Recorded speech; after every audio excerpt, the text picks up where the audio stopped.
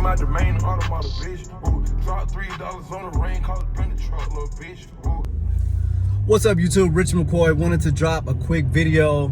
I've been going over this a lot lately with a couple of my reps that I work with, and then I've been seeing the kind of questions a lot in some of the solar groups and online and social media and things of that nature. And it's really, people are having a hard time getting their solar appointments to stick, whether that be at the doors or whether that is, you generated a lead online, you started texting them or you call them, you've had that first interaction and you set a soft appointment and then they cancel.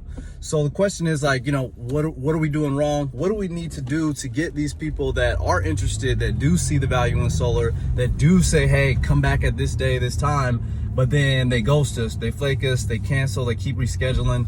What do we have to do to eliminate that problem? And really is three overall things to get people to stick to their appointments: value, trust, and urgency, right? So value, obviously, if you're delivering value right at the gate, from the moment you talk to them, enough to pique their interest and find their pain points, they're going to be more likely to stick with whatever you say after that. And then trust, you got it throughout that first interaction, whether that's a phone call or whether you're standing there right on the front door, you got to get personal with them. You have to find a way to, here's a quick example. If they got a dog that comes to the door and, the dog's jumping on you, you're petting the dog, pull out your phone, show them pictures of your dogs, ask about the dog, or whether that's child or whatever. You have to find a way to break that ice. It's more art than science in a very short amount of time to get them to open up a little bit and then get right back on track. So I don't have enough time to teach you how to do that in this particular video, but find a way. Again, value, trust, and then the last one again is urgency.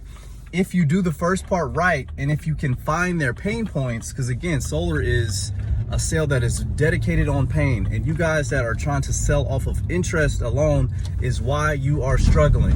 Stop selling solar and sell financial savings. That is a whole nother video, but guys, that is the biggest difference to the guys that absolutely kill it and the guys that struggle. You're not going to sell solar at a high level if you are only selling off of interest and hoping people will be interested in the 30%, 26% savings.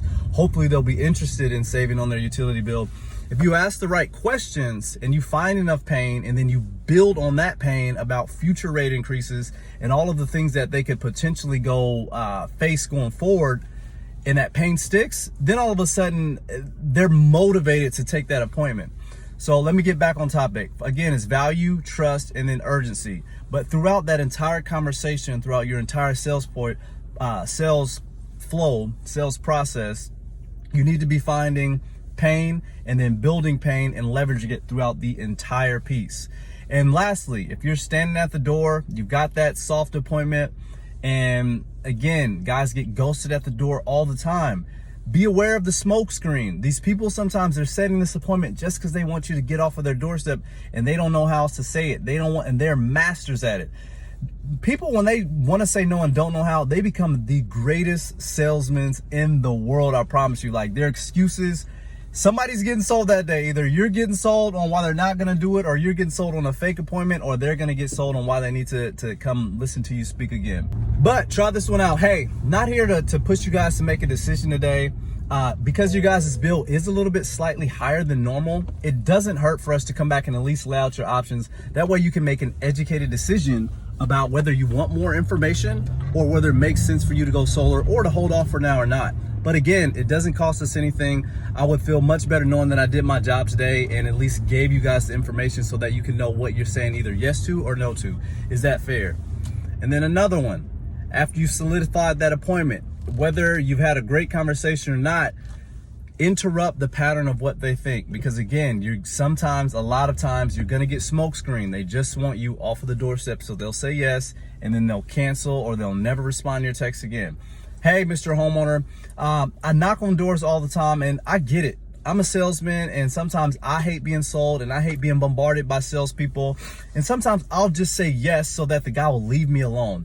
This isn't the case right now, is it? Because if it is, I definitely don't want to waste your time. I'll ask you, I'll just go right next door and speak with your neighbor. So again, I'll be more than happy to put this appointment on the books. But if you don't want to hear from me, it's no hard feelings. Like, trust me, don't worry at all. I speak with 15 plus homeowners a week. My time is very valuable to me, and I don't want to waste it if it's not something that you're interested in. Now, if I do come back on this day, or if I do call you back on this time, can I rest assured that you're going to take my call, or do I have your word that we're going to be able to sit down that day? And you can obviously rearrange that verbiage. Maybe you want it softer than how I put it, but you need to interrupt the pattern of the way they're thinking and basically get them to commit to that next phone call or to that next appointment, and get in the habit of doing it all the time. And you'll see that cancellation rate on that appointments go down. There's even another way that I teach it at the end of contracts, so that we can really reduce the amount of backouts that we're having each week.